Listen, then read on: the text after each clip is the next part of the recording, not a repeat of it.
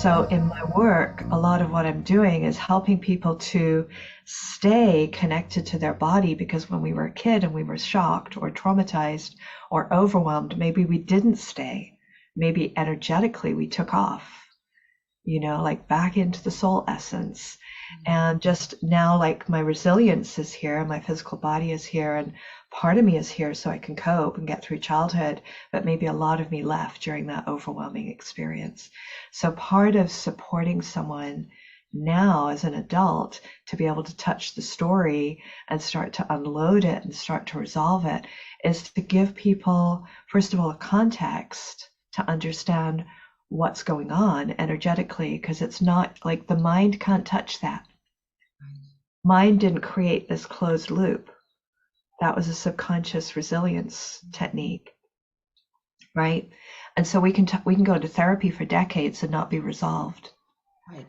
But if we understand what's going on, that shock energy is still in the present tense and it's in a closed loop, and unless we're going through exhaustion or PMS, or we haven't eaten a whole lot, or something happened in our life that re-triggered it, unless we're being re-triggered, it's kind of a closed, stored space. So we can touch it skillfully, and we can teach ourselves how to be safe in the present moment so that we stay here, like I'm with me. And that's how we build safety, not only for another person, holding space for them when they share a story, but also for ourselves. And it's like I'm telling myself that I can touch this story, but I can stay present. And that's how we rework it. We bring that energy into the present moment a little bit, like we touch it a little bit. And while we touch it a little bit, and while I hold space in the way that I get to do, it can vibrate in the now, but we stay present and we stay connected to our body. And that's why I do a lot of body and breath work, because we learn how to reverse that pathway of exiting in the middle of shock or exiting in the middle of overwhelm. And we reverse it and bring it into the present moment, let the energy complete itself out of here so it doesn't restore. Like when you let it vibrate in the present moment, it cannot go back and restore as a past, unfinished energy.